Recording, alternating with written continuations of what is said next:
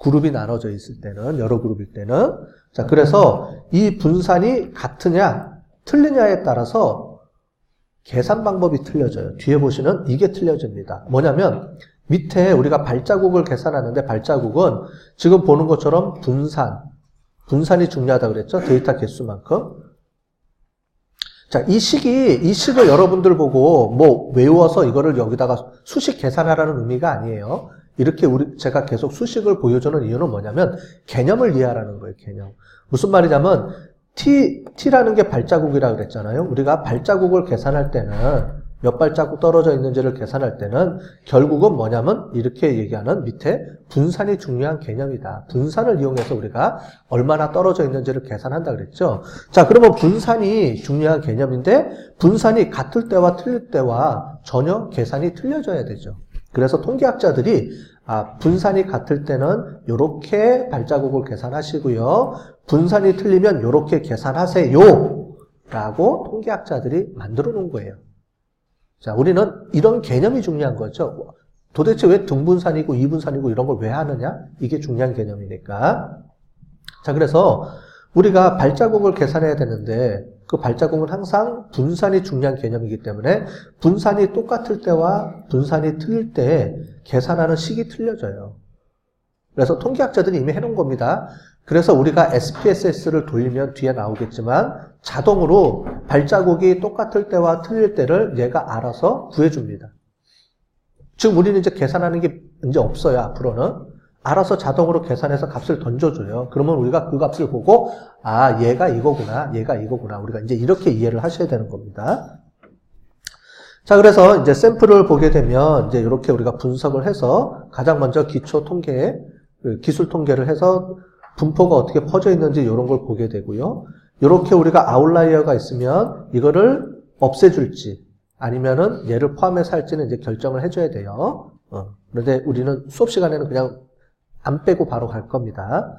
자, 그렇게 해서 값이 나오면은 이렇게 신뢰 구간도 이렇게 구할 수가 있고, 지금 우리가 앞에 이론으로 다 배웠던 내용이에요.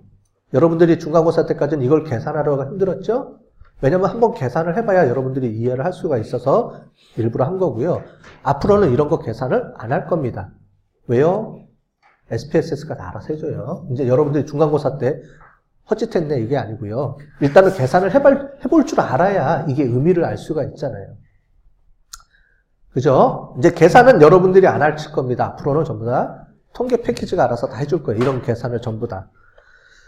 자, 그래서 보시는 것처럼 검정 통계량일 때 여기 보시는 거 있죠? 등분산일 경우와 이분산일 경우를 나눠서 해줘야 됩니다.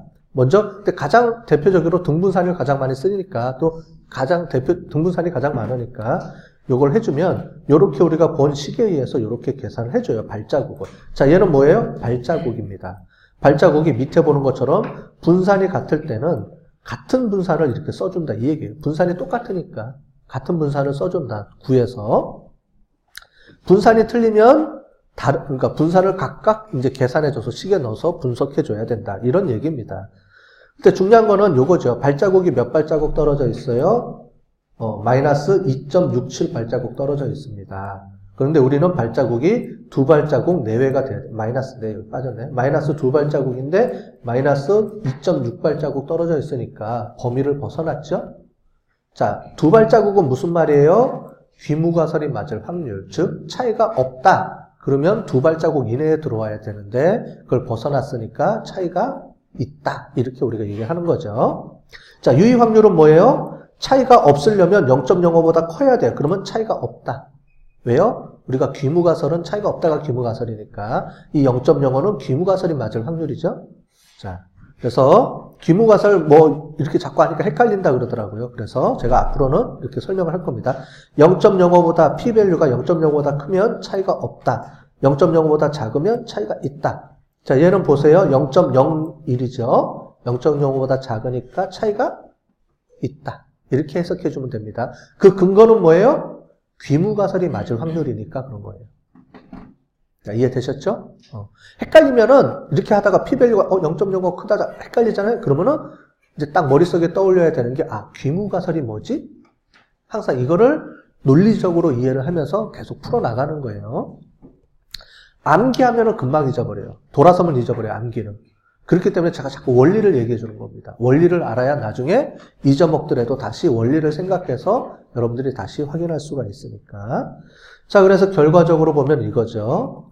우리가 요 안에 들어오면 차이가 없는 겁니다. 귀무가설이 맞다는 거니까 차이가 없는 거죠. 즉 A 회사의 타이어와 B 회사의 타이어 수명은 같다라고 보는 거죠. 그런데 우리가 표본을 2개 뽑았기 때문에 오차 범위는 존재한다. 그래서 그 오차 범위를 어느 정도 수준까지 인정해 줄 거냐가 이게 오차 범위의 넓이죠. 그걸 우리가 임계치라고 하죠. 다른 말로 요 경계선을 우리가 임계치. 즉 차이가 없을 때까지의 경계선을 여기로 지정을 해주겠다 이 얘기입니다. 자, 그랬을 때 우리가 시간으로는 2000시간, 발자국으로는 2발자국, 확률로는 0.025. 왜냐하면 양쪽을 쪼갰으니까 0.05보다 작아야 되니까 0.025죠. 자, 그런데 우리가 지난 시간에 설명했듯이 우리가 SPSS에서는 우리가 항상 통계는 0.05라고 얘기를 해주기 때문에 얘를 곱하기 2해서 자동으로 얘가 계산을 해줍니다. 그러니까 여러분들은 그거를 확인을 그냥 보시고 하시면 돼요. 항상 기준은 얘를 0.05라고 보시면 됩니다. 이렇게 우리가 그림을 그릴 때는 이렇게 나타나지만 나중에 SPSS에서 볼 때는 그냥 0.05라고 이해를 하시면 돼요. 걔가 패키지가 알아서 얘 2개를 합쳐줘서 자동으로 계산해 주는 겁니다. 그래, 지난 시간에 얘기했죠? 그래서 단측 검정할 때는 나누기 2를 해줘야 된다고. 그죠? 그 얘기가 뭐냐면 SPSS는 이 확률을 곱해서 아예 2배로 해서 알려주기 때문에 그냥 우리는 0.05 이렇게만 앞으로 이해하시면 되겠습니다. 그렇게 봤을 때 이 3가지 기준은 다 통과를 못했죠? 이 기준보다 벗어나 있죠? 따라서 차이가 있다. 이렇게 얘기해 줄 수 있는 겁니다. 자, 이거를 그래프로 그려주면 이렇게 나오죠. 이건 SPSS에서는 이렇게 잘 안 나오기 때문에 R이라는 프로그램을 통해서 우리가 그려놓은 겁니다. 여러분들이 다음 학기 수업 시간에 이 R을 배워야 돼요. 이걸 가지고 또 이렇게 하는 방법을 배워야 되기 때문에 그 수업 시간에 우리가 해볼 겁니다. 다.